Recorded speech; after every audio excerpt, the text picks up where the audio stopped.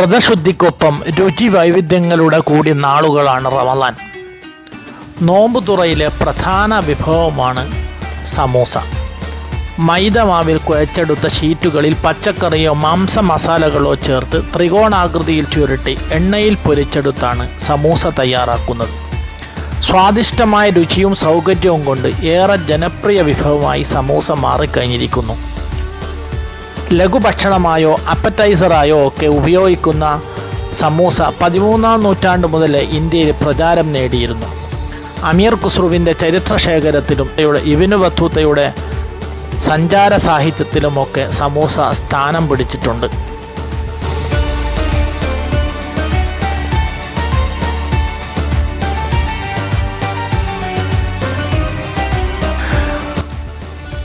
നോമ്പ് ആരംഭിച്ചു കഴിഞ്ഞാൽ നിരത്തുമ്മൽ പീടികയിലെ മദ്രസക്കു സമീപം തിരക്കോട് തിരക്കാൻ.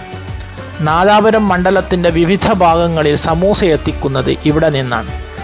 നോമ്പുതുറയുടെ സമയമാകുമ്പോഴേക്കും വാണിമേൽ പഞ്ചായത്തിലെയും സമീപ പ്രദേശങ്ങളിലെയും നോമ്പുതുറ സുപ്രകളിൽ സമൂസ എത്തണമെങ്കിൽ ഇവിടെ കുറേ തൊഴിലാളികൾ അർദ്ധരാത്രി മുതൽ കർമ്മനിരതരാകണം.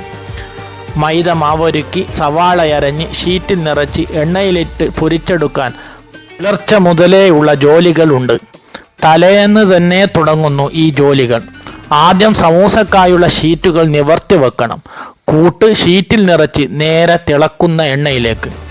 ഇവിടെ നിന്ന് തന്നെ തയ്യാറാക്കിയെടുക്കുന്ന മസാലക്കൂട്ടാണ് നിരത്തുമ്മൽ പീടികയിലെ സമൂസയുടെ രുചി രഹസ്യം.